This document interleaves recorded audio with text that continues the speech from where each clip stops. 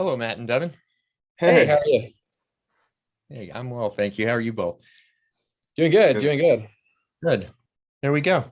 All right. So, you know, whatever you guys, want to ask, there are a couple things that I have to be careful about talking about, but I can talk about the whole director thing.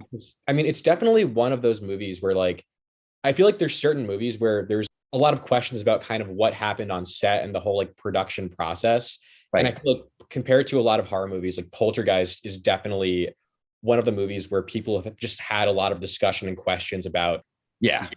Yeah. And I mean, because of the whole background, it was Steven's idea. He wrote the original script, and then the two guys came in and rewrote it, and then Steven rewrote it, and there were things being rewritten on the set. Certain scenes were rewritten while we were waiting. And there was one time where there was a scene and it was just terrible. And we tried to spend the whole day shooting it. And finally, Steven just went, you know what, Toby, this is let me go home and rewrite it. And he brought it in the next day, and we shot it in like 4 minutes. It was insane. We had spent the whole day before, just nobody, even Beatrice Straight, who could make anything sound, like it was written by, Arthur Miller. Yeah. She couldn't literally get the words out in the scene. And we worked on it for almost 7 hours. And finally, Stephen went, you know what? This is my fault. Let's go home and Wow. back tomorrow. That scene in particular, was there anything from that original dialogue that found its way into like when you're whispering in it?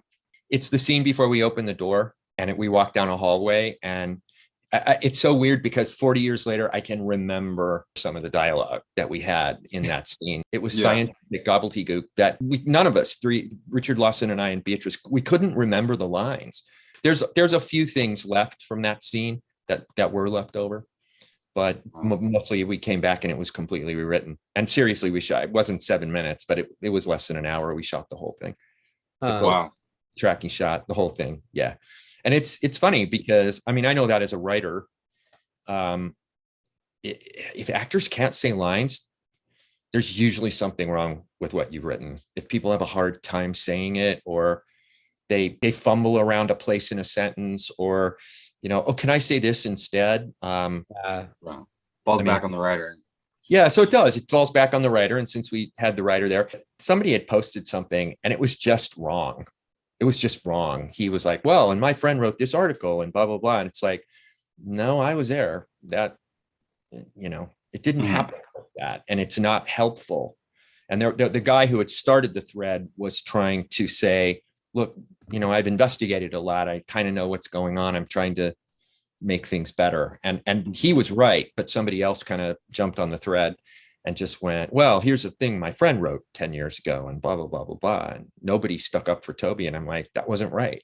People did stick up for Toby on the set in those Mhm. first days. So, Mhm. Uh, yeah, I think what's really remarkable to me about the movie is, up until that point, obviously there had been haunted house movies and haunted house stories, but I Yeah. feel like the traditional idea of a haunted house was kind of, the Victorian castle and people trapped inside. But right. I think what's really revolutionary about Poltergeist was it was the first movie that was like, let's take a family just like yours on a street where you live and have this horrific situation happen to them. Yeah. Yeah. And friends of mine, we always had a joke about, when you'd go see horror films before Poltergeist came out. And invariably, this one friend of mine would say, who was a filmmaker, he'd go, I don't understand why they all just don't move to Indiana. Like, get away from the house, leave. And Stephen and Toby and the Grace and Victor, they somehow came up with a way so that they couldn't just leave. They thought it was fun. They thought what was happening was fun, and it was in that first half hour or so. It was exactly what you just said, Devon. Yeah. Yeah. Yeah. It was just like, oh, this is happening. And the fact that it was shot out in Simi Valley, here in Los Angeles, which back in 1980 was just 81. That was like the classic suburban community. It's like very similar to the way things are in Manhattan, where like all the police officers and the fire officers, they all live like out in Staten Island or something. And Simi Valley is still where a lot of the police force of Los Angeles lives. It's 20 miles away, and it's beautiful and bucolic and on a mountainside. And Right. that's what Poltergeist was. I'm not a big ghost movie like buff or anything, but I do think that that's unusual to have that sense of real like joy and fun when encountering the ghost at first. Oh yeah. I Normally mean, it's just horror, you know. it's not just horror. And that was the intention. I worked with Steven for about as a PA. My dad was in the movie industry. And when I graduated from college, from a theater program here in Los Angeles, I was just like, I don't ever want to do a play again. And my dad's like, you want to come work for me? And my dad ran the whole transportation for the film. He was the transportation coordinator for 1941. I mean, we worked on that movie for almost a year. The movies are so different now, but back then we had a funny little funky office building that was from the 1940s. That was about a block from the entrance to Warner Brothers. My dad's office was right next to Steven Spielberg's office. So my second day on the job, we hear this guy wandering down the hallway talking, and I recognized his voice. And my dad goes, "Oh, let me introduce you to Steven." I was total Close Encounters nerd. And I had to restrain myself from, doing the 5 notes of music. And because I was still a kid, I just got out of college like 3 months before. And I got to meet him, and his secretary's desk was 5 feet from my desk. So we got to be friends. And so I got to know everybody. And then when the principal photography for 1941 ended, my dad had said something to the assistant director, and we had about 4 months of miniature work on 1941. And before CGI, there's a miniature in the movie of Hollywood Boulevard, which was, 40 feet long. It was spectacular, and 20 feet high, with little apartment buildings of Hollywood Boulevard and a copy of Grauman's Chinese and projectors in the windows that the camera would swoop down. And so I worked on that for 4 months. They were kind of grooming me to be a assistant director, which is after 4 months, I was like, I don't want to do that. So I got to know Steven really well at that point, and I did stuff for him in errands, and he knew me. And Kathleen Kennedy and I started on this work on the same day on 1941. She was running the front office at the entrance to the building, and I was working for my dad. And she and I got to be very, very good friends. And when we got to the very end of working on 1941, I was always hanging out in the office with Kathy and Steven. And Steven was like, "Oh, Kathy and I were talking, and we really want you to come work on Raiders of the Lost Ark with us next, like in 5 months." And I said, "Wow, that's fantastic. Okay." And Steven said, "Oh, when we already have the rest figured out, I'm going to produce a movie called Used Cars, and you're going to work for Bob Zemeckis and Bob Gale. So that way you'll still be on our payroll, and we'll get to see you every day. And at the end of that 5 months with Used Cars, then we'll start Raiders." So while we were in England working on Raiders, that's when Steven came up with the idea of he wanted to do basically a haunted house movie. The three of us would sit around in his trailer. Kathy Kennedy, I mean, I haven't talked to her in probably 6 or 7 years, but we were both so excited to be there. And I mean, we were working for the guy who was the most famous director basically in the world at that point, except for maybe George Lucas. And I can just remember sitting in there going things like, and then when Diane gets in the bathtub, when she turns the hot water on, then it just blood comes out of the faucet. And then all of us would go, "Yeah, that's great." And Steven would be like, write that down. So I was there for the whole time the film was being worked on. And gosh, we were on Raiders for 8 months. And by the time we finished with that, we moved over to MGM, and we were starting pre-production for Poltergeist and ET. And I quit doing that to go back to acting. I had my 3 years and went, okay, I'm gonna go back and do this again, and writing. And then out of the blue, Steven was like, "Where are you going? I can't do this. It's been 3 years." He's really a wonderful, lovely, kind, swell human being, even 50 years later, where he's Steven Spielberg now. And he said, "Well, good luck wherever you're going." First, he said, "Who's taking you away from me? Is George stealing you?" And I was like, no, I'm kind of not going to do this anymore and go back to acting and writing.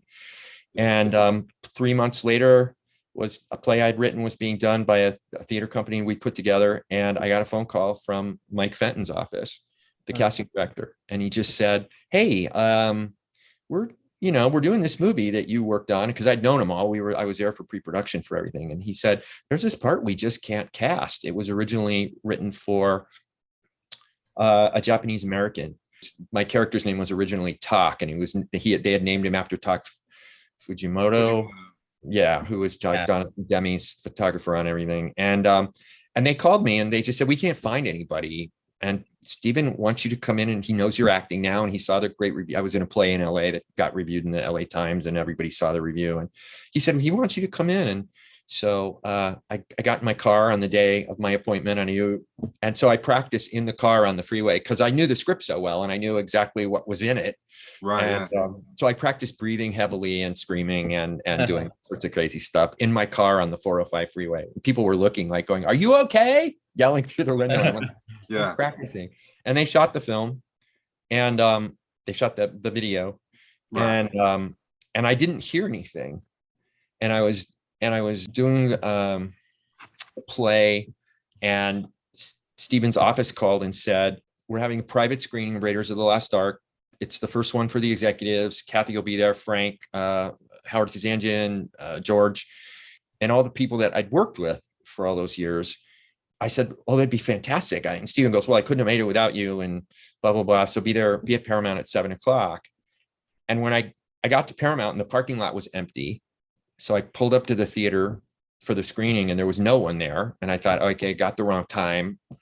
I must have screwed up somehow. And out of the blue, Steven and I had a running joke before they had valet parking at Lucasfilm. He would call on those giant phones that look like shoeboxes back in the 80s. And he'd go, "Oh, I'm pulling in the driveway." So this Porsche pulled into the lot and I recognized it. And Steven got out and he looked at me and he smiled and he tossed the keys to me like, "Here, go park the car." And I said, "Okay, you didn't invite me here to park your car." And he said, "No. And I said, "Well, am I here at the wrong time? What happened? I mean, and he goes, no. He said, "I just haven't seen you in almost 6 months. So I wanted to say hi." And he said, "And I'm really excited about the movie. I'm really glad you get to see it." And he repeated it. He said, "I couldn't, because I literally schlepped food over there in lockers, foot lockers, and so that he would never get sick." I mean, he said, "Oh, I hear you're in a play." And I said, "Yeah, got these great reviews and blah, blah, blah." He goes, "Yeah, no, I saw the reviews." And then he said, "And I hear you're doing a movie." And I said, "What?"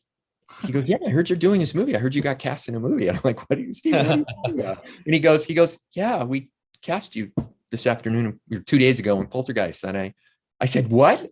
And I probably started to cry at that point. And he just took my hand and shook my hand. And he said, "There is a screening tonight," but he said, "I wanted to be the one to tell you that you got the part." And that was the kind of guy he was. Yeah. And then a month later, we shot the movie, and it was incredible. I mean, I'd been on lots of movie sets before, but ever in one.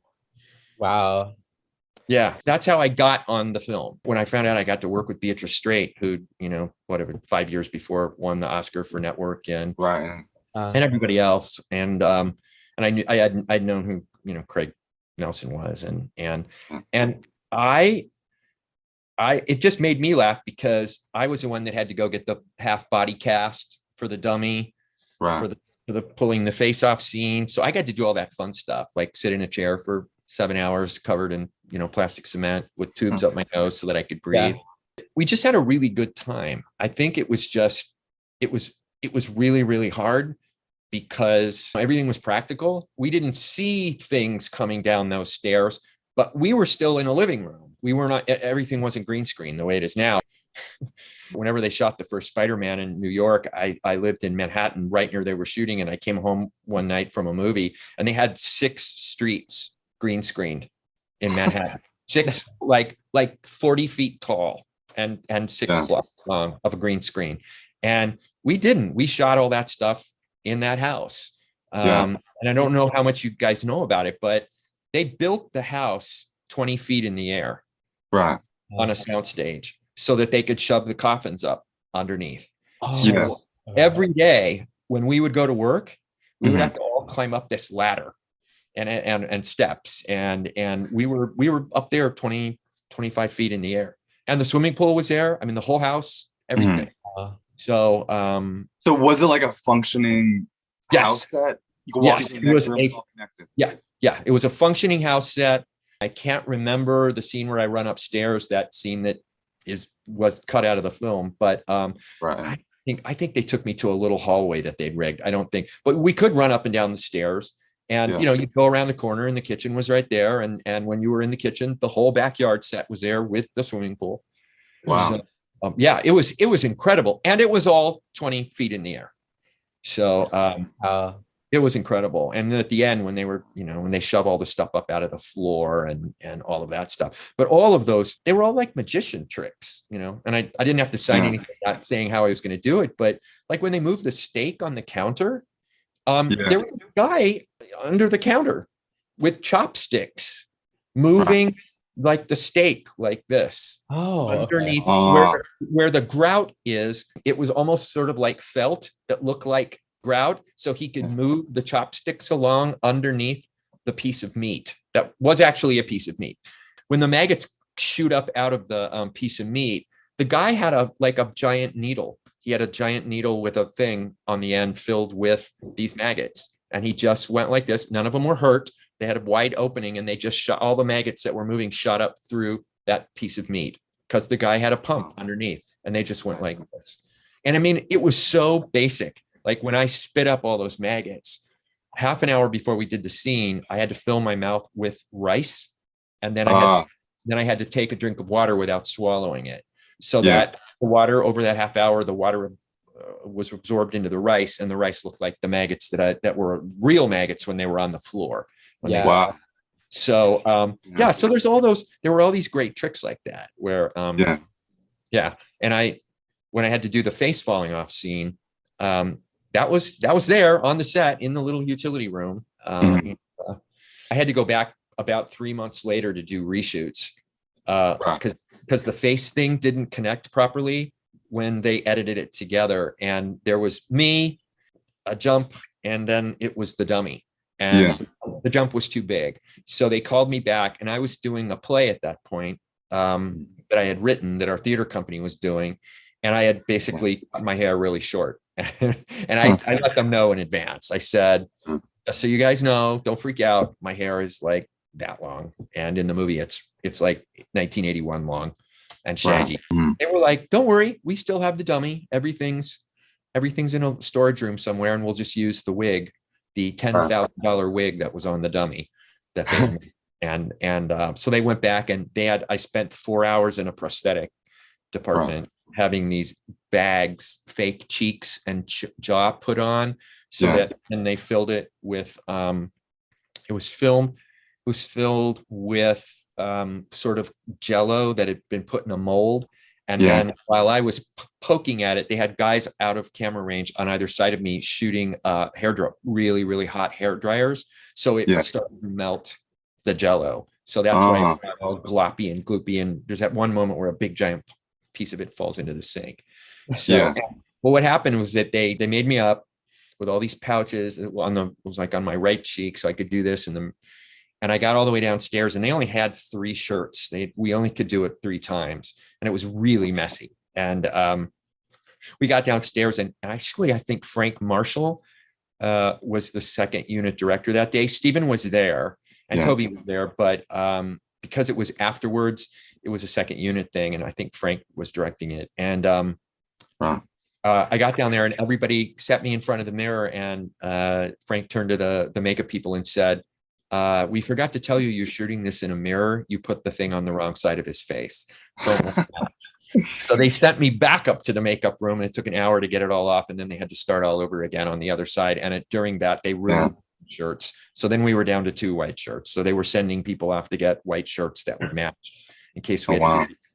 And then when it was time to actually do it, I mean, even Oliver Robbins, who was like 8 or something, they'd all done stuff before, and I hadn't. And I had to do that scene where I get the chicken leg and the frying pan and open the door, and I'm chewing on something and moving things, and they had like 5 key lights in the scene, and I had to hit each of them on the exact mark, and the room was dark. The lights were all practical, so like I had to open the door, and all of that stuff. So it was complicated. So that took something crazy like 27 takes, and I had to keep chewing on chicken legs, because if I didn't hit the light every single time in the right way, the cameraman would go, we can't see him. So that was embarrassing. And finally, the wonderful assistant director, this huge towering mountain of a guy. I think his name was Pat Kehoe. He finally just went, okay, let's all just take a break. Let's all just give Marty a break. He's having to eat chicken. I didn't care for chicken legs at that point, and the steak was on the sink, and there's maggots all over the place. And he said, let's just like take 15 minutes. Everybody go walk away, go outside, and we'll come back and we'll just do it again. And Tobe and Steven and everybody else were like, yeah, let's do that. So I came back and did it, and it was fine. I hit all the marks. But when we had to do the thing with the face peeling, we could only do it once. And there was they couldn't shoot it a second time because it was so complicated. So I just went to Steven and said, you know what? This is really complicated and complex, and you and Tobe know what you want, and you're working together. So Steven, why don't you do it? So those are Steven's hands pulling it. It's me in the mirror, but there's another angle where I'm actually pulling at stuff where you can't see my face. And it's a dummy, and it's Steven's hands, and he's wearing my college ring and my watch. And wow. So and he did it perfectly, and he had the best time. He was like a 5-year-old. Steven is very good acting like a 5-year-old, and he was like, and he was throwing, I could see the plops going in the sink, and he loved it. And they got it on the first take. And that was fun. And I just stood in the background, and my name in the film, they ever knew me as Dr. I think Casey maybe or something. I'm either Ryan or Casey. We could never quite figure out which one of us was who, but when I went back to visit the set about 2 weeks later, and you only ever heard her say to me, Dr. Casey, take a picture. And never heard my first name. And they were shooting the scene where Beatrice Straight says, I'm going to go get someone to help us. And he says, I'm going to leave Dr. Ryan here. And Jo Beth says, well, where's Marty? And that's the famous line that my friends all say they're going to put on my tombstone. It's like, Marty will be coming back. So what happened was that they had changed it from talk to something else, but you only ever heard my last name. And Beatrice, they made up some name on the set, and Beatrice couldn't remember it. And they did like 6 takes. So finally Tobe went, just say Marty. Hey, Marty. That's because she's like, yeah. And I was standing there, and she goes, oh, hi, you're visiting. I'm like, yeah, here, remember. And so that's how I got my name. They used my own name in the movie so that Beatrice could remember. Might as well, right? So, any other things? I mean, any technical things, any kind of stuff like that. I mean, I mean, I know you weren't involved in the scene that I'm going to mention here, but when I was a kid, I think, the scene I'm going to mention, the one that traumatized me was the tree. The tree. That tree was incredible. I worked for 5 weeks on the film, and then I would go back and visit and hang out. And then I had to go back and do a couple extra reshoots of things. But whenever they were going to do something spectacular, they would let us all know. So I didn't get to see the skeletons in the pool, but I did get to see the tree, and that mechanical tree where he almost, and Oliver tells people this in interviews, and when he does autograph signings and stuff, the tree, he almost got smunched by the tree. Oh, there's wow. a moment where the tree starts to swallow him, and he's screaming, help me, help me. He was really screaming. Something got caught in the tree, and he was trapped, and the tree was pulling him down inside of it. And they had to stop and pull it. He loves telling that story. And if you want a real, it was so weird because I knew him when he was like 8, and about 10 years ago, I did an autograph convention with him for the first time. And I was like, this 40-year-old guy walked into the room. I was like, but yeah, no, he was absolutely terrified and traumatized. It's when the tree pulls him out right into the yard. The tree's just eating him, basically. It was really scary to watch. That was all practical. And it had a PG rating when it came out, right? It did. And Steven was always pressing those edges, the envelope of things. I mean, they created, I think you guys probably know this, the PG-13 rating was created for one of the Indiana Jones movies. It's the one where they pull the guy's beating. It's and Temple of Doom, where they pull the guy beating hard out of his chest. It created that rating basically for the Indiana Jones movie, and ours was rated PG as well. But Yeah, I mean, it was traumatizing. At those autograph conventions, so many people would say, I can't go in a swimming pool. I'm afraid of trees. I always have to shut the windows if there's a tree. And everybody's afraid of clowns. Yeah. So the clowns traumatized a lot of people. Was it just the tree? Did you have nightmares? I did actually. And the funny part is now, I'm a middle school teacher, and like whenever we have movies in school, we have to sign permission slips. Right. So, whenever it's a PG-13 movie, but like back in the day, that was a PG movie. Oh, So PG. Oh, yeah. It took the beating heart pulled out of the guy's chest to get to PG-13. And because Yeah. they wanted it R, just because of that image. The MPAA wanted it to be R, and Steven and Paramount had a lot of power, and so did George Lucas. So yeah, they found a way around it. So yeah. I mean, you also don't see scary movies where children are put like at risk like that in such like a severe way. they're very rarely. When I would do the autograph things, I was always astonished because people would say to me, I saw this movie when I was a kid, or we saw it on a Betamax tape or on a VCR. And they would always say, my parents took me to see this. And more than often, a dad taking them, it was their mom that took them to see it. Oh, wow. And I just couldn't figure that out. I'm like, what? And I went into doing the autograph conventions kind of with a preconceived idea, like judging a book by its cover, like, oh, these people are all horror film fans. And after the 10 minutes at the first one, I was like, these are all the nicest people. I mean, and they're all talking about horrible films where people are being disemboweled and their heads cut off. And I realized by the time I did the third convention, when in one day, and it was always guys, 3 different guys came up to me and said, my mother took me to see this when I was a kid. This was the last movie we watched together before she passed. Wow. And by the time that one weekend, I think it was in Indianapolis, when I heard it for the third time, I just thought, oh, wait a minute. This is a movie about a mother who literally goes to hell to save her child and fights the demon, whatever the beast is, Satan, demons, whatever. And I think that creates some kind of real bond back then from parents who took their kids to see the movie. And yeah. And it's, I can, does it scare your kids at all when you show them the school kids or? Yeah. Well, here's what I'll say. And I think it's really interesting. A lot of my kids, like, their parents are Gen Xers now. Yeah. And, Gen Xers, like, they were really raised on like 80s scary movies, 70s scary movies. And what's really cool now is a lot of my 8th graders, like, they're really into those movies because their parents showed them to them. Like one of my kids the other day, this shocked me. He was like, Mr. Villacampa, have you ever seen a movie called Sleepaway Camp? And I'm like, why are you watching that? Like, yeah, exactly. Yeah. Yes. That's what, I mean, I taught a playwriting class in New York for 8 years, right around 2007 until 2015. And they were high school kids. They would come in and tell me what they saw over the weekend because they all love horror films.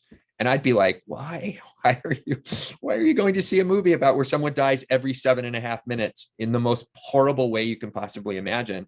And then I remembered the first time I'd ever seen that in a movie in the 70s was The Omen. I mean, The Exorcist was pretty scary when it came out. People really did throw up in the theaters. And I went with my best friend, and she lasted 20 minutes of The Exorcist. And it wasn't even the scary stuff. It was the technical medical stuff of the stuff he sets the movie up with, which is kind of genius. Serial grammar. Yeah, he prepares you for what's coming later by all that medical stuff. And she lasted a half an hour. And she said, I'll be in the lobby. I said, what are you going to do for another 2 hours? She said, I'm not watching this. So, and I remember when I went with high school buddies, so we went to go see The Omen. And I remember sitting in the theater going, I've never seen anything like this in my life, because that was one of the first ones where somebody actually really did die every 8 minutes. Yeah. And the stars died. They killed Gregory Peck. They killed Lee Remick. And it was just like, you couldn't believe it.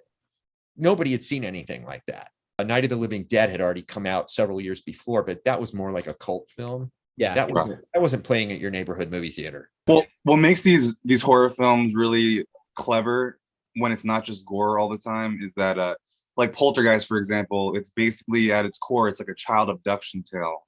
It is, yes. At the horror core, and then on top of it is the ghost and everything else. And the same thing with like Exorcist. Like there's many things you can read into it, but like, you know, that arteriogram is like a slice of life. It's like something that would really be scary to anyone who doesn't believe in that kind of stuff. Yeah. Those are two great examples. Obviously, The Exorcist and Poltergeist. And Poltergeist is, like we started the conversation with, it's fun.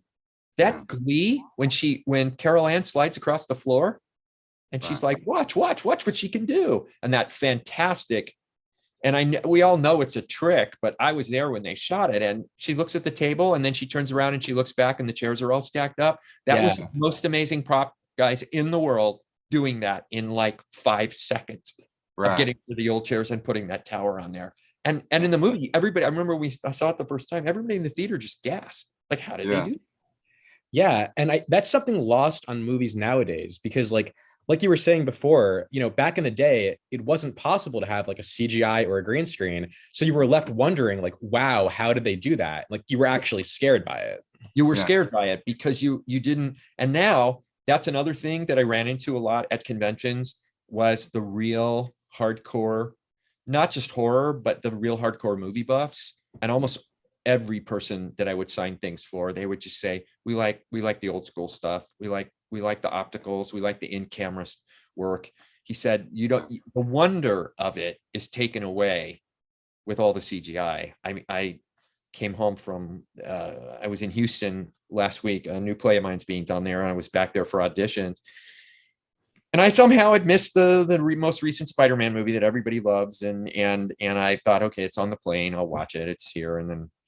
And by after the first 10 minutes, I was just so exhausted because it was all just special effects. The reason I think everybody loved that movie so much and why it moved everybody, I have friends who were sobbing at the end. It's that idea that he has to go back and that the other Spider-Man have to travel through the multiverse to be there to help him get rid of all of the bad villains who've been brought back in the multiverse. And that's not so much a special effect as kind of a brilliant emotional idea that all those various versions of Peter Parker have to fight off all those various versions of those bad guys, of the villains. And that's a thing that has a real strong emotional power. But that whole thing at the beginning where he just kept jumping around, I was like, okay, all right, we get it. Get the story already. So I mean, I think also like what's emotionally effective about that is the idea of like, you know, like Spider-Man, the whole culture, the whole phenomena, like it means a lot to a lot of different people. And there have been all these different variations of it. So like seeing all that come together and like seeing Peter Parker kind of like put himself back together, you know, I think that resonates with people because it's such a big fixture in their lives. Yeah. And that's not special effects. That's an emotional thing. Yeah. That's about emotions and psychology. I mean, I don't know if either of you have seen, it's like my favorite movie I've seen all year so far is Everything Everywhere All at Once. I saw it last week. Yeah. It's weird. The first half hour, I was kind of like, okay, what's going on? I'm not sure where this is going. And by the end of it, and I wasn't alone when I saw it, that whole last sequence, as a friend of mine wrote me and said, I never thought in my life I would be sitting in a movie theater sobbing because 2 rocks with Google eyes on them were on a cliff and one jumped off and then the other one followed. I mean, people were sobbing in the movie theater when they got it.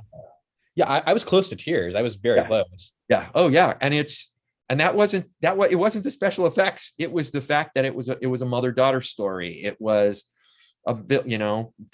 somebody fighting a villain that turned out to be her own flesh and blood, and it was just wonderful. Yeah, because like I had the same reaction because like the first 30 minutes I wasn't really sure what to make of it. And then like once I got it, I was like, oh, this is so cool. Yeah, that's exactly what I did. I actually at one point thought I could probably get home in like 10 minutes if I leave right now and I can miss the traffic.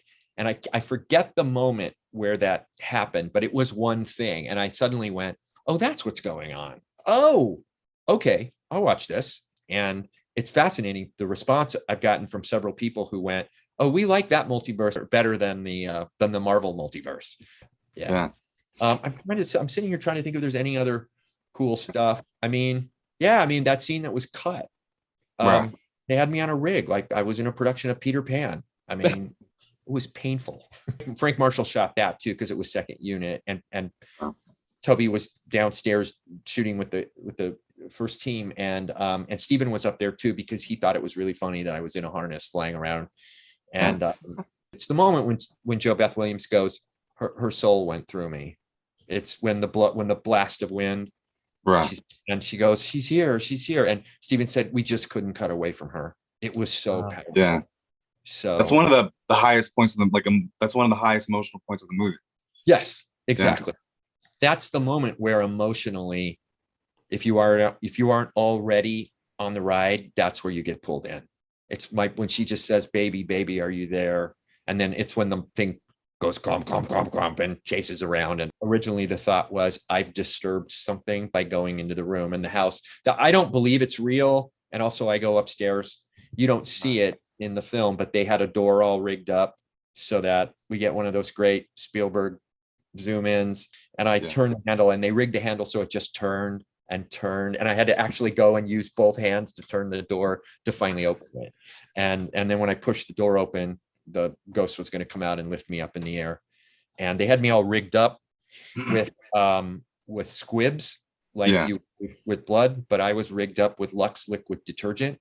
And so they would pull me up in the air, and Frank would go, okay, it's wrapping around you, scream, blah, da, da, da, da, da, and now, and then the special effects guys would press a button, and all the squibs went off in the shape of a mouth. Yeah. Okay.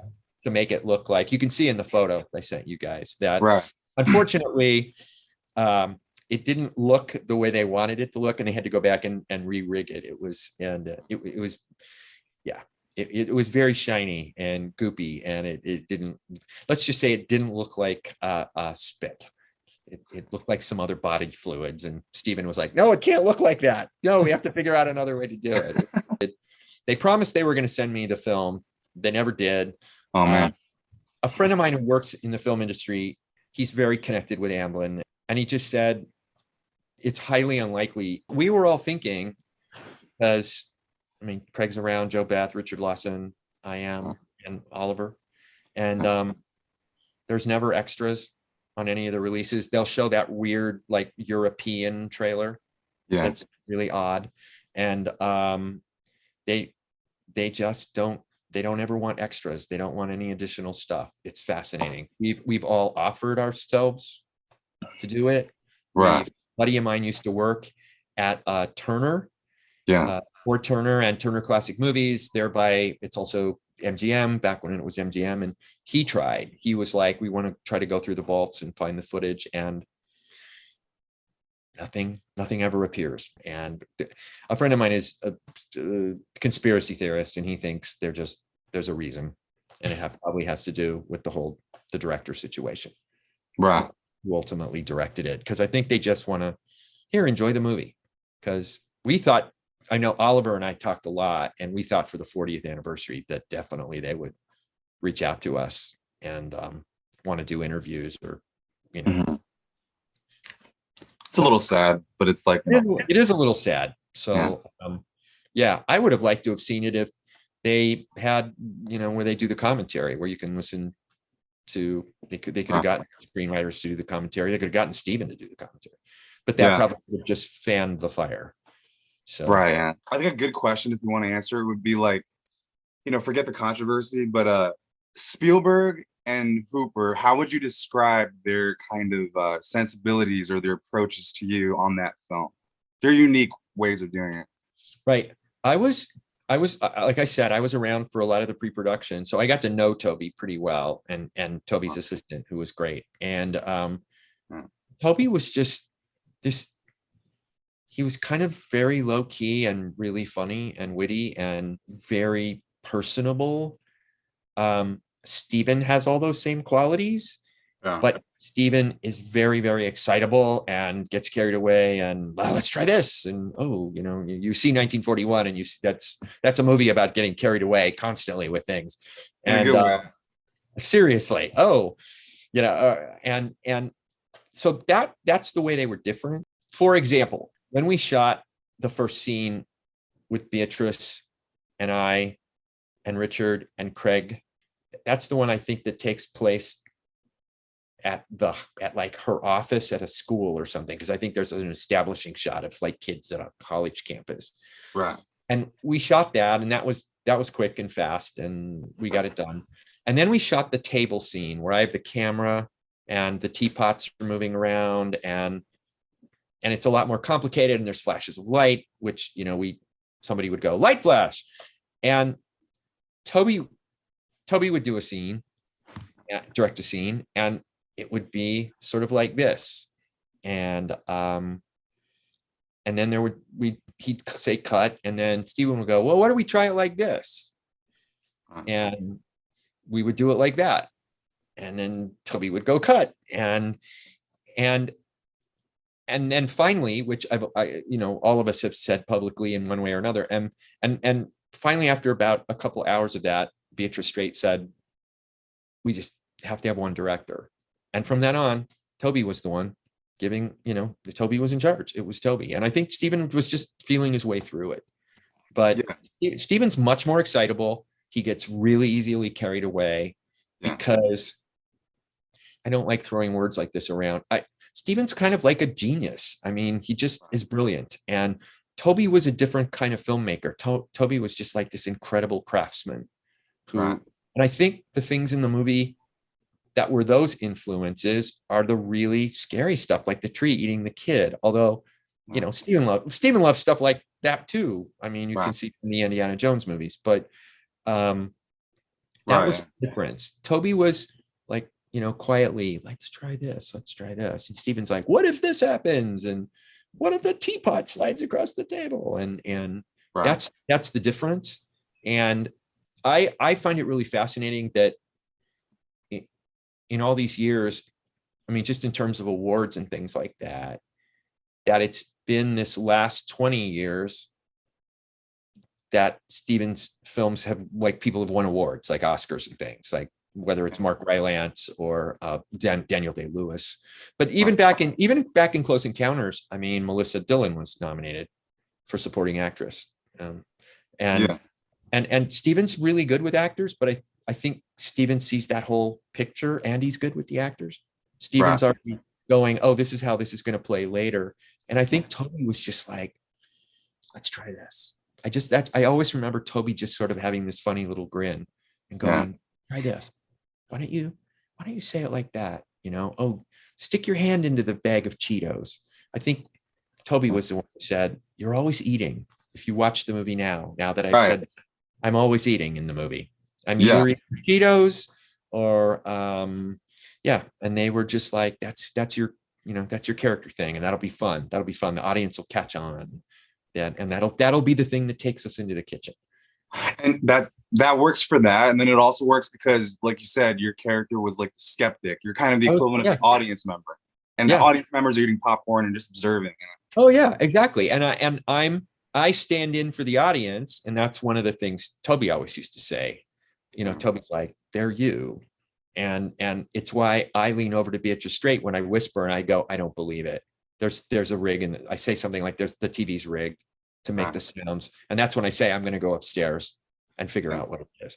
And then, you know, Tobe would always kind of laugh and smile and go, I guess the house just doesn't like you. You don't believe it's real. So the house is going to prove to you that it is real, because there's a moment where you see Richard Lawson drawing. Yeah. Then there's that push in on that beautiful thing with the hair doing that. Richard just did that during one of the long setup moments when we were all sitting there in that room. Right. And it took like 2 hours to do the lights or something. And I can't remember if it was Steven or Tobe, but there was a certain point Steven just wasn't around anymore. He was too busy with ET. Yeah. But somebody said, oh, let's start the scene on that and then pull back. And they used that drawing. Richard had actually done that, not in character. He just sort of did it sitting on set, going, oh, I wonder if this is what it's going to look like. Because we would say to them, what does it look like? Yeah. You know, what does it look like? And they're like, we don't know what the people on the stairs look like yet. That's up to ILM. And when we did the scene where we opened the door, somebody stood there with a pointer and go, "The compass is here.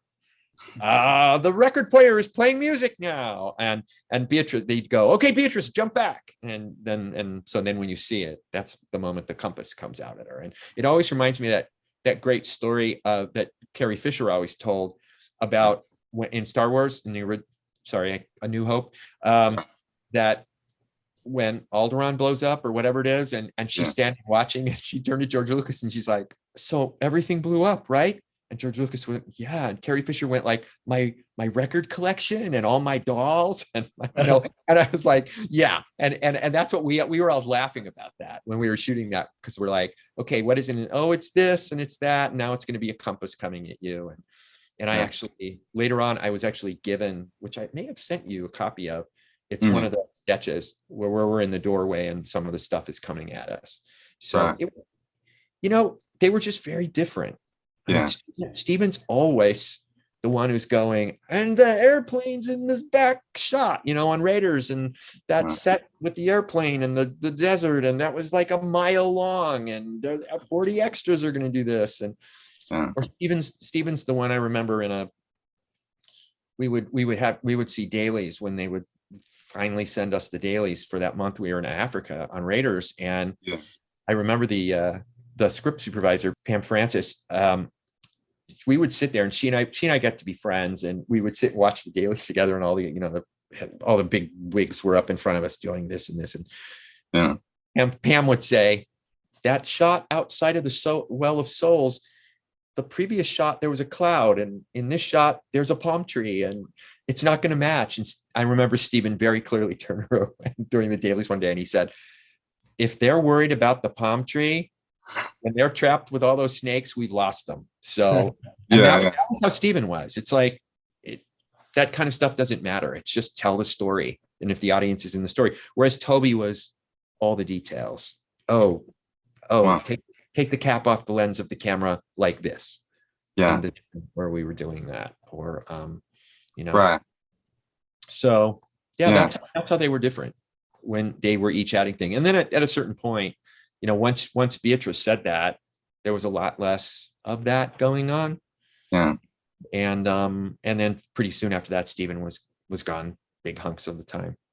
Right. So, it's really No, I was just gonna say Toby's one of those people that when he passed away, I was kind of sad for a couple of days, because it wasn't just the movie. It was the fact that we'd spent 6 months of pre-production all the time. He'd come to the office, and I knew his assistant, and he was just really special. He was incredibly kind to me on that set. In a way that others weren't. So he was incredibly patient and kind and gentle. He was really gentle for somebody who made their reputation with what they called in the 70s like splatter movies. He was really gentle, and appreciated that. That's everything you shared about both of them, Spielberg and Hooper, is really invaluable, because I think at a certain point, I think the average fan of Poltergeist, they just want to know, like, screw the authorship. They just want to know, like, these little touches, who did that come from? These little touches. Hooper was more known for the horror, but at a certain point, Spielberg, like you said with Temple of Doom, like, he was getting pretty dark. That Temple of Doom was very dark. I was happy with The Last Crusade. I love The Last Crusade. I love, how can you not love Sean Connery? And that amazing moment at the end where it's like, if you believe in it, and then the bridge will appear to the other side. And that's the part of that movie that just is unforgettable. But that Temple of Doom was like pulling the heart out and eating the brain. I think Schindler's List and absolutely the first 40 minutes of Saving Private Ryan, I mean, in their own way, those are horror movies. That horror, some of those horror sequences, I call them horror sequences. It's all that stuff with Ralph Fiennes in Schindler's List. Sometimes where Ralph Fiennes will just be talking to someone and then shoot them in the face. And that almost makes you kind of want to see a horror film that guy directed, in a way. Like what could have Steven done with a real horror film? I don't know. I wonder. I've never thought about that before. Yeah. Good question. Did you see the War of the Worlds remake he did? Interestingly enough, there's only 2 Spielberg films I haven't seen. Yeah. Believe it or not. One of them is War of the Worlds. Yeah. And the other one was that weird one that was based on the anime or the video game or the Ready Player One, I think. Ready Player One. Oh, yeah. I just kind of went, that doesn't interest me. And I'm not the biggest Tom Cruise fan in the world. So I think and I was kind of snobby about it 15 years ago. So I probably didn't go see War of the Worlds on purpose, but I kind of want to see it now. I've been, it's on my watch list. So yeah, in a sentence, I could tell you that if you do get interested in seeing it, it's the opening like 20 minutes basically feels like his version of 9/11. That's like an alien invasion, but it feels very real. That's what I like about it. I think that's kind of what inspired it. I'm thinking, like, I think I remembered an interview or something and said it was inspired by that. Yeah. Yeah.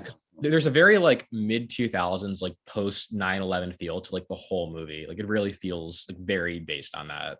Yeah. I was there. I was living in New York. My apartment was a half a mile away from the towers, and I was there that morning. And I love Paul Greenglass, and now 20 years later, I can't bring myself to watch United 73.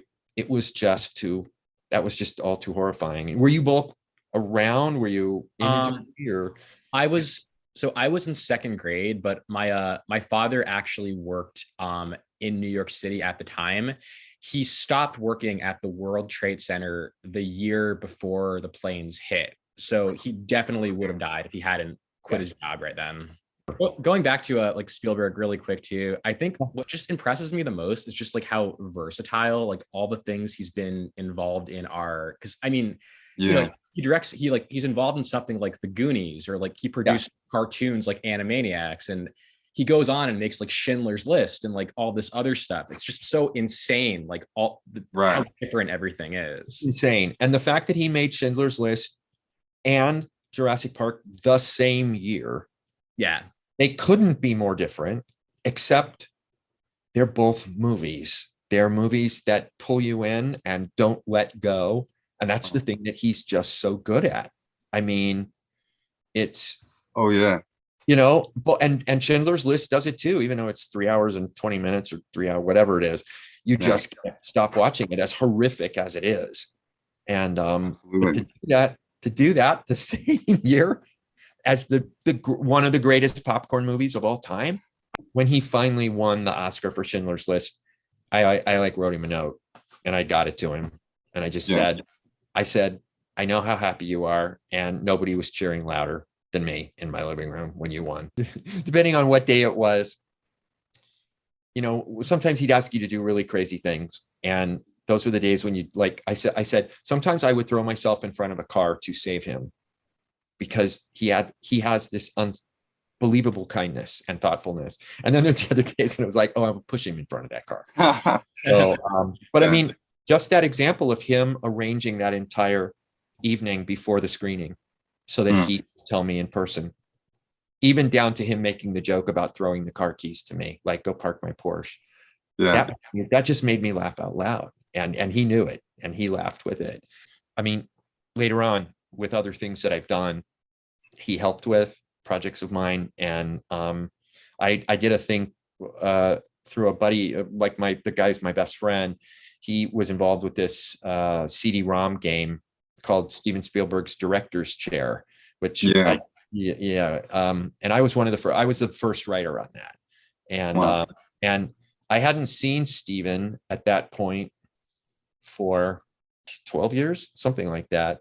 And when we had the very first production meeting, I was standing in Amblin in the big office where we were all meeting for that CD-ROM game. And he sort of sauntered in. He has this way of sauntering, and he's always grabbing, I think he always like grabs something to eat. And he turned around and he looked at me and he goes, I know you. And it was just like, he was it was just so witty. It made me laugh out loud, because then he would always have this little grin when he would do that. And Yeah, and it was great. And I had a good time working on that with him, and he's Right. been involved in other things as well that I have done in the last, say, 10 years. Oh, So nice. yeah, he not only can make almost any kind of film, he can make them well.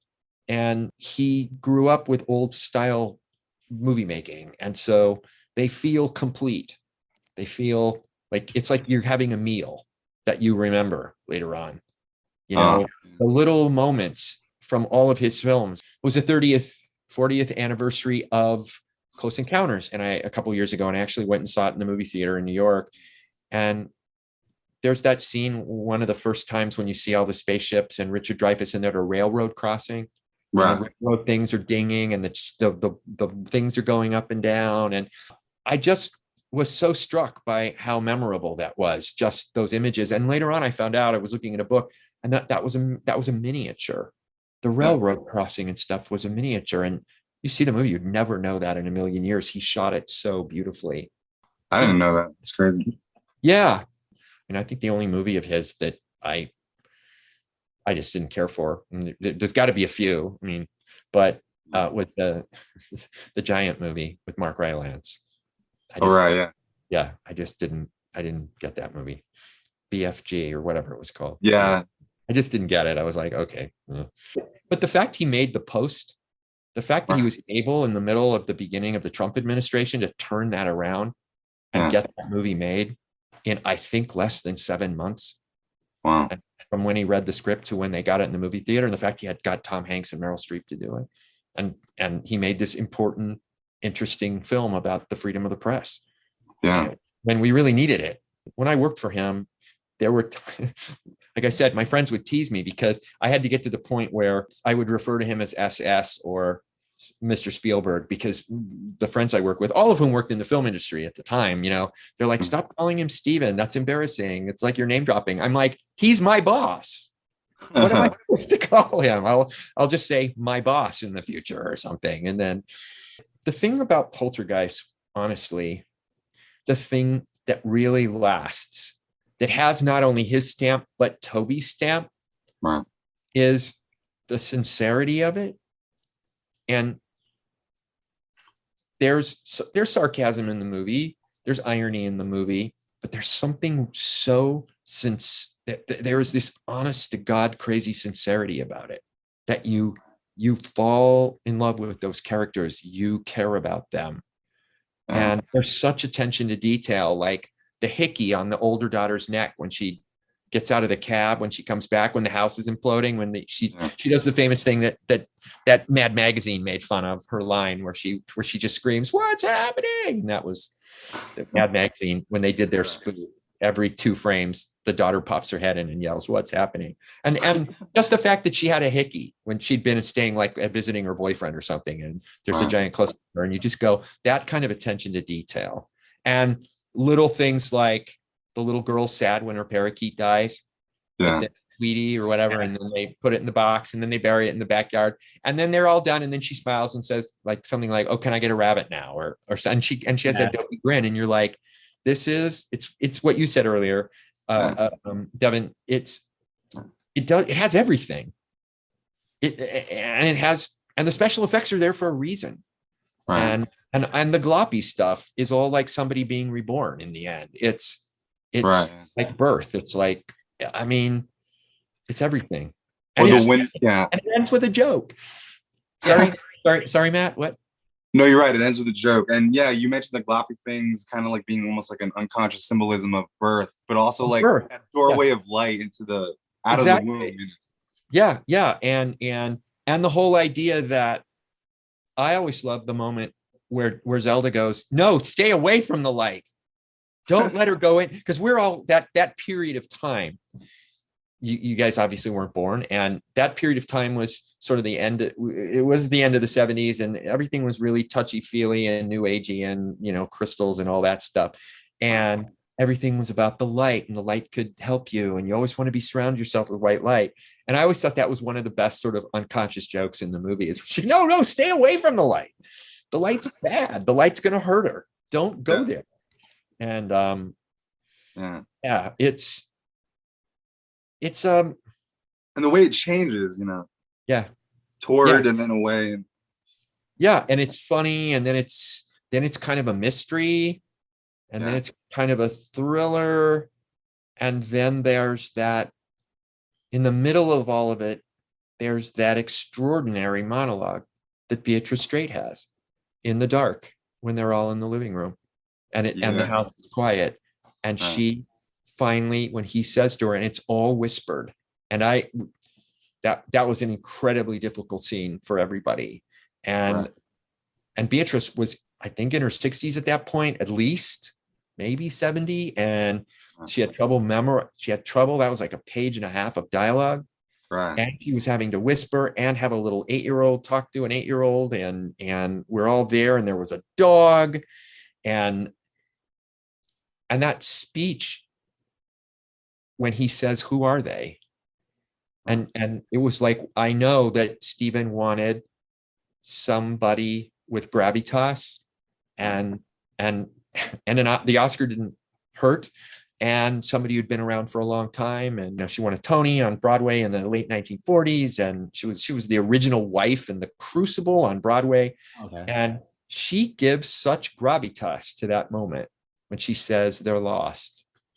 And even the way she says the word lost, she holds the O out, and it's that scene is so beautiful. It took forever. I mean, she couldn't get the lines, and finally she did a take that was absolutely perfect. Yeah. And fluffed the very last word, and there's like kids and everything, and she yelled out, "Oh fuck." And I was like, "Oh my God, Beatrice Straight just said fuck." And it was like, and even Steven was like, "What?" And Tobe was like, it's okay, Beatrice, it's all right." She goes, "I almost had it." And that was another moment where everybody had to take a breath and go for a little walk. And then we came back, and then she did it perfectly. She did it the next time. She did it absolutely perfect. And he yelled, cut, that's it. That's great. So, and that's a magical moment. That kind of sincerity in the middle of the movie really anchors it, I think. Yeah. And you see what's at stake. It's not just Carol Ann. It's the souls of all those people. I think she has a line where she says, all those souls, they're lost. They're looking for a way out. They can't find a way out. Almost like they're jealous and they don't know how to get back. Yeah, that's what he says. They're jealous and they're angry, and they don't know how to get home. And so some of them are angry and some of them are mad, and they do things. And, and it makes you think when you see that. And real quick, that complicates the viewer's sympathy, because now the ghosts were up until now bad. They're now, you understand, what they're going. Well, and that physically and visually gets carried out with great filmmaking, combining the live action stuff and then the ILM stuff, which is because of her speech, we've gotten to feel sorry for them. And then that's the beautiful ones that come down the staircase, right? In the beginning. And then all of a sudden, then the beast comes out at the very end. And that's when they turn those giant dust ritters at us. And oh my God, you can watch. There's that scene just before the blast comes when all of us go like this. We all react before, because we had to do it like 10 times, and they had dirt in there so it would show up on the screen, and they would instantly turn on these giant fans, and that was real. That just this fan just like a air gun. They just shot air guns at us like that, and we knew it was coming each time. So it's kind of like if you watch the Hitchcock film North by Northwest. There's a scene where there's a shooting at the tourist center at Mount Rushmore, and just before Eva Marie Saint shoots the gun, one of the extras goes like this, knowing that, and they didn't cut it out. But that's part of the roller coaster. Oh, I'm supposed to feel sorry for them now. So we're watching when he says roll the film, and then on the film you see the people are all in the old clothes and they're beautiful, and then all of a sudden, whoosh, and then the danger comes back. Yeah, and then it's not safe anymore. Then it's not safe at all anymore. That's what I love to end with, where he pushes the TV out on the terrace of the motel. It's genius. I just love that. It is genius. It's like the best joke, because it also makes you think, oh, did they follow them? Ah. I don't think did I see 3? I know I saw 2. Mhm. I think, I did see 3 because that's the one that takes place in a high rise in Chicago. Yeah. And there's lots of glass, right, and windows and shattering, and Yeah, Nancy Allen's in that one. she's in it. Yeah. She's in it playing the aunt or something. So Right. yeah. I was gonna say real quick the ending. I think I read somewhere that there was a stuff they shot but deleted where it doesn't end there at that perfect moment. It actually continues to where something pushes the TV and you're like, oh, is it Ooh. back? Yeah. Oh wow. I didn't know about that. I didn't know until recently how they did the house imploding. It's very much similar to the hurricane or the tornado in the Wizard of Oz. It's very somehow like based on that somehow of that thing of, and I think they shot it one way Right. where they blew up a little miniature house, but then they ran the film backwards Ah, in slow motions that the house kind of collapses in on itself as so.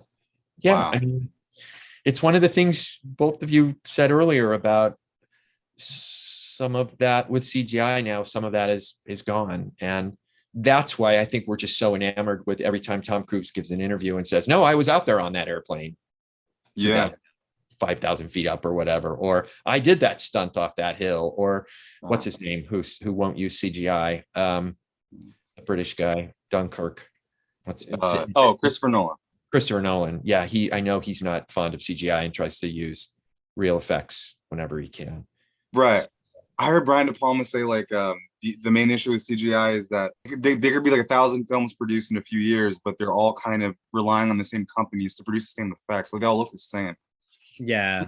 It was like that in the 80s with ILM when ILM finally took over and did everyone's effects. And I know here in LA, we would make jokes. People in the film community would actually refer to them as the ILM Clouds because they were all done. They were done in a chamber with oil and water and smoke, and they look the same, whether it's in Raiders or Goonies or whatever. I mean, any of those movies from then, but they do all look the same, and they don't have any weight. The ball and Raiders, that would be animated now. That would be CGI now. And that thing really came down that ramp and chased Harrison. And despite the fact it was made of balsa wood, and cardboard or whatever, he could have gotten hurt. It wouldn't have smashed him or anything, but he would have gotten hurt. So yeah. And the plane in Raiders at the field that was actually really moving, and that plane was moving while those guys were fighting. And there's something incredibly exciting about that. Not just because they're in danger, but because it's real.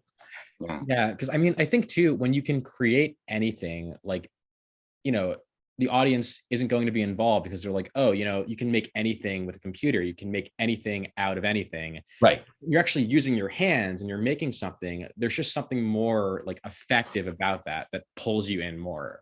Right. Right. And I if either of you ever come to LA, one of the great places to go visit now is the Academy Museum. Some people don't like it. I went last September when it opened, and I just loved it. And they have some fixing to do and some making up of people they're kind of ignored. But there's an entire room about the Wizard of Oz. And when you find out how so much of those effects and things were done, the tornadoes were just nylon stockings that were twisted around. That's crazy. And then shot backwards. And that's kind of, there's something really cool about that. There's something really cool about when things happen for real.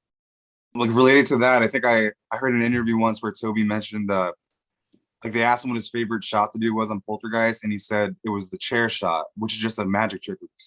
It's a magic trick, and it's great, and the audience goes nuts. Right. And now, if you did that, it would be CGI, and everybody would go, "Oh, that," like as you just said, "Oh, that looks like everything else in every other movie that I've seen in the last 6 months." It's why, I mean, I lied earlier when I said I like Marvel movies as much as everybody else.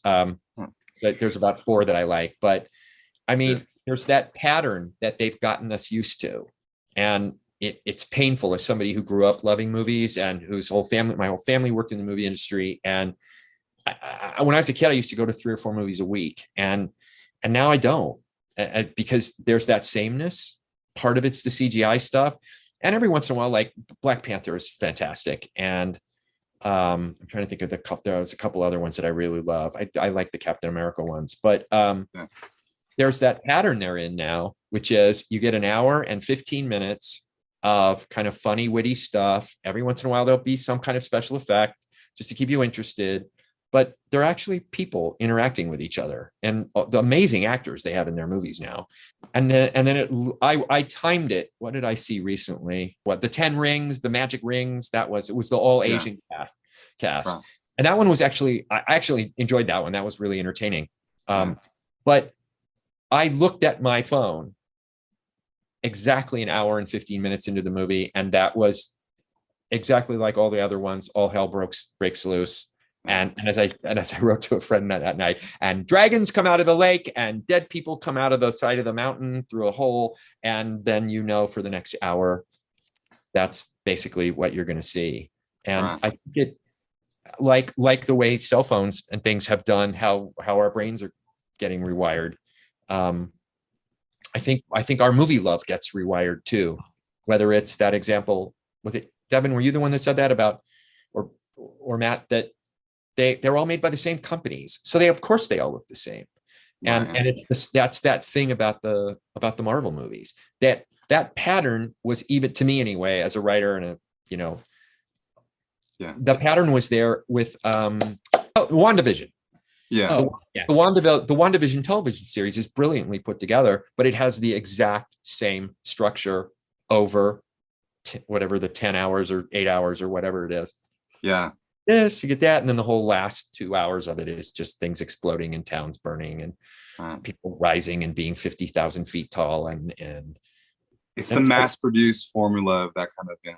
Exactly, exactly, and that's why something like Everything Everywhere All at Once is just kind of different and odd and delightful, and there's been a couple other things I've seen the last couple months that I thought, oh, I like that. Trying to think if there's anything else. If you guys have any other questions or anything else you want to know, or observations or any kind of thing like that, I mean, I always love this movie. So I just wanted to say it was so cool just hearing like a firsthand perspective of somebody who was involved, because you watch movies and you're a fan of them, but it's just so illuminating to just actually hear from somebody who was there. So just thanks so much for that. It's my pleasure. I mean, it's like I told you at the very beginning when I got involved in that Facebook thread 2 days ago, and it was like, I hated to like do that. I tend to be kind of a self-effacing guy. I'm not but I finally just went on there and said, hey, hi, I don't mean to be a dick about this, but I'm sure there's a nickname for it, a bursting your thread or whatever. And I was like, I was there. Actually, somebody did stand up for him.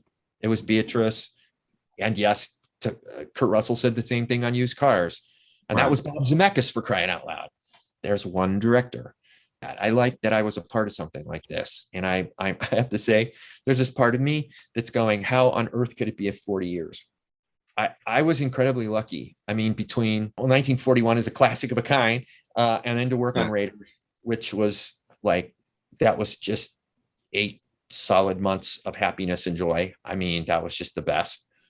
And then Used Cars was amazing. That was so much fun. I made some really good friends on that film that we've stayed friends for all these years. And then to do Poltergeist and to have been around for much of the pre-production on ET. So that's just crazy. Yeah. So, I mean, I make jokes sometimes that I talk to friends and they're like, you weren't there for all those things. And I'm like, I was in the hallway in Tunisia in the desert when Melissa Matheson came to visit Harrison Ford because they were a couple, and I was helping her with her bags going down the hallway to Harrison's room, and Steven was saying, I have this idea about an alien and a little boy, and it was like a scene out of a movie. Right. Harrison looked at me and took the bags, and the three of them walked into the room and the door closed. And I remember going, oh yeah, that's that other movie we're working on, which was originally John Sayles wrote a movie called Night Skies. And when I did for 1941, I got to know Bob Zemeckis and Bob Gale pretty well. They wrote it. And then when I worked with them for 4 months on used cars, I was there all the time, and I was Z's assistant, and I got to, Bob Gale was one of my best writing teachers ever, just there in person.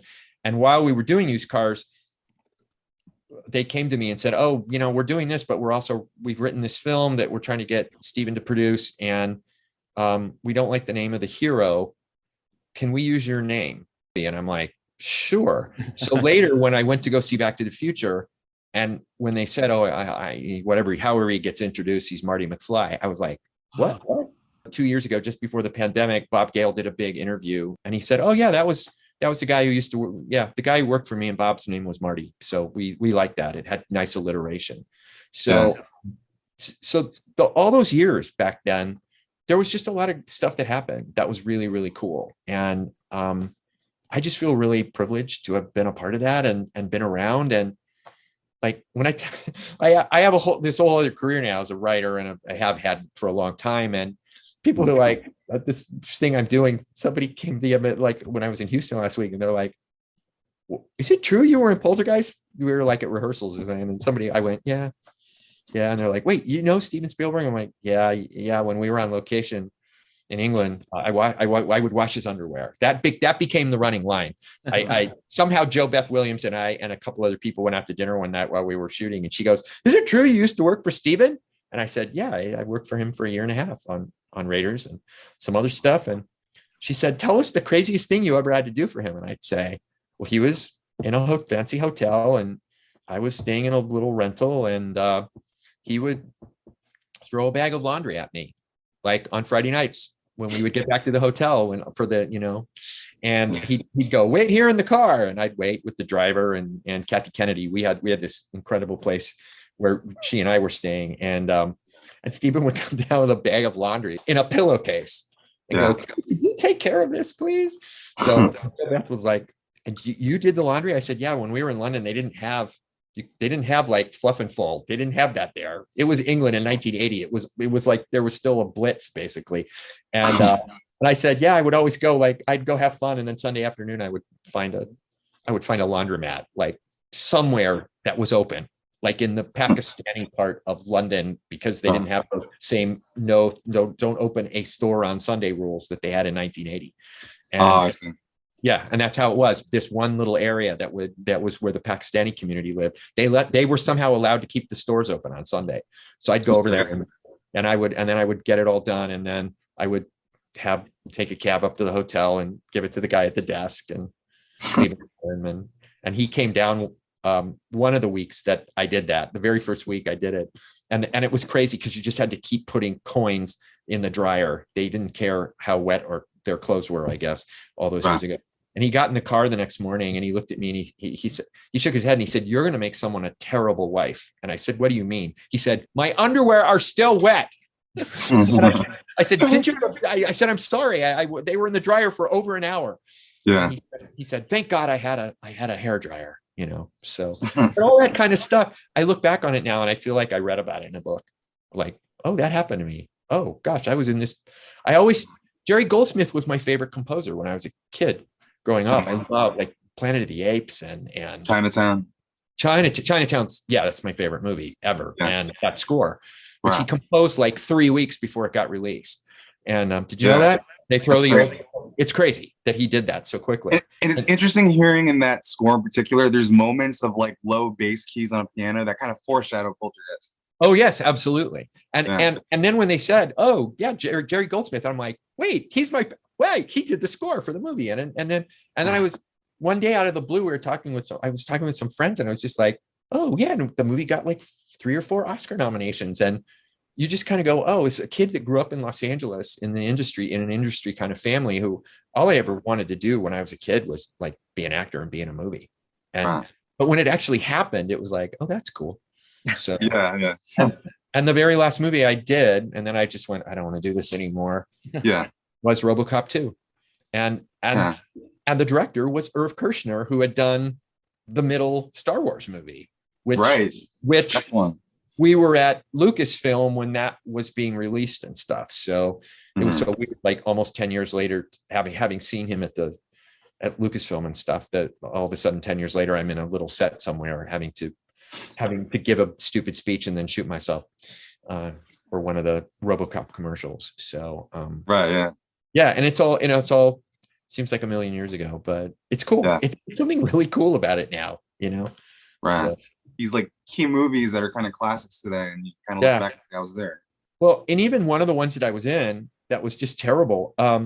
Yeah. And they ended up doing they did this effect so that I don't even think you see my face in the movie, is Amazon Women on the Moon, Okay.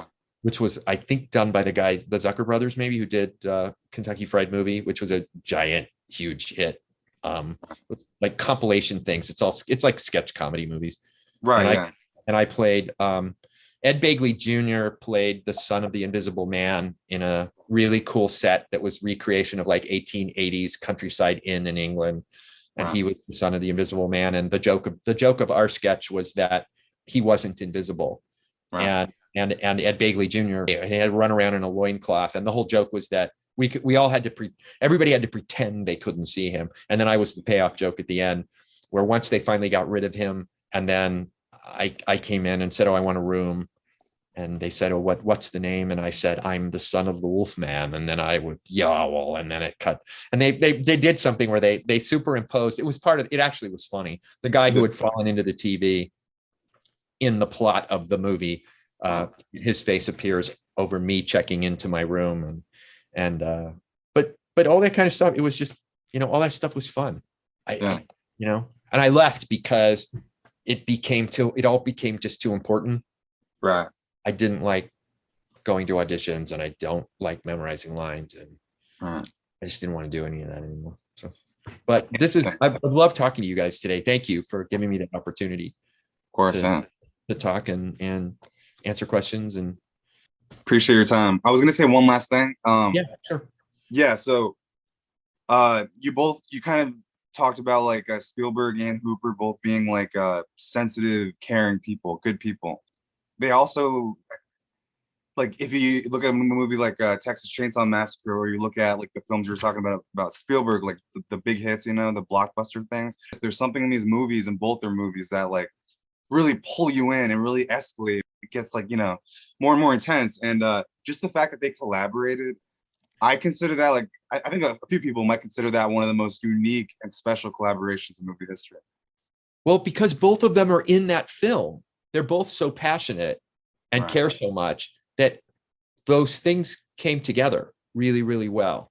Like when you read reviews and somebody's like, "Oh, the face peeling scene is very Tobe Hooper, but this other thing is Steven," and you're like, "No, it's just this great. It's like alchemy, is what it is." Alchemy. And I just, if you have 2 more seconds, I listened to a podcast that's done by Brett Goldstein, who's on Ted Lasso, and he's a totally movie crazy fanatic. He had a guy on the other night, and they were talking, and the guy happens to like really fancy like foreign French film.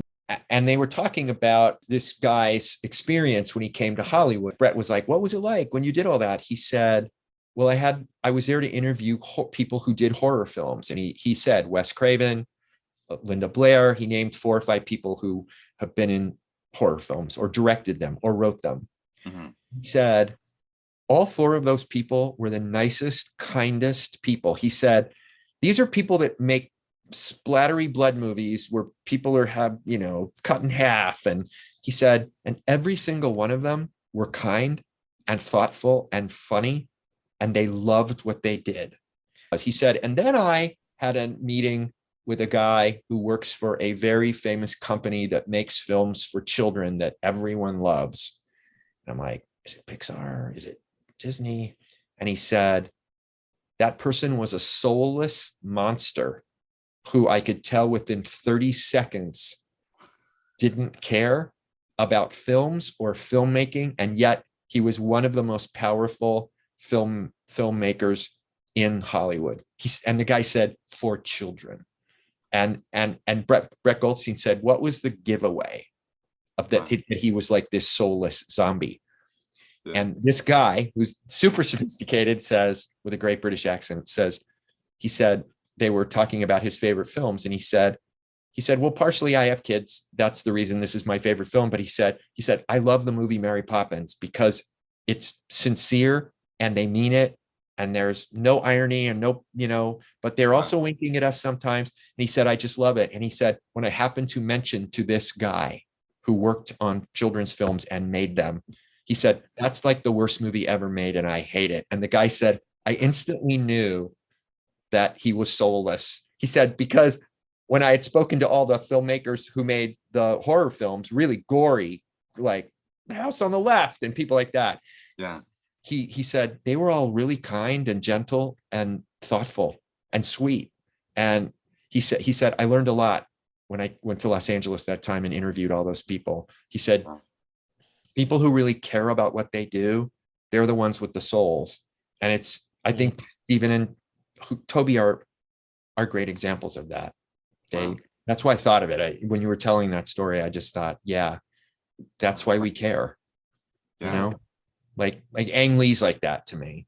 Yeah. Ang Lee's movies, even the ones that aren't very good, like the green, big giant green man, there's something there. His movies are all about repression, and whether it's Brokeback Mountain or Ice Storm, or Sense and Sensibility, he cares. And so even his movies that aren't very good, you can't stop watching them because his passion is so, they're not made to like fill a slot or, because we have a slot open in December of 2024 and we need a blockbuster, There we go. I'll leave you with that. Good. Nice. It's all about soul and heart and passion and sincerity. So good. Awesome. Yeah. Good. Thank you guys. Let me know when you do it, you release it, however you do it. I'll, I can post about it and talk about it and stuff like that. So it's a real pleasure to know both of you. Yeah. I'm glad. And I'm glad you love the movie. Of course. Yeah, absolutely. All right. I will see you sometime. Keep me posted. And thanks again for the opportunity. Definitely. It was a pleasure. Thanks, Devon. Bye, Matt. Bye. Thank you guys.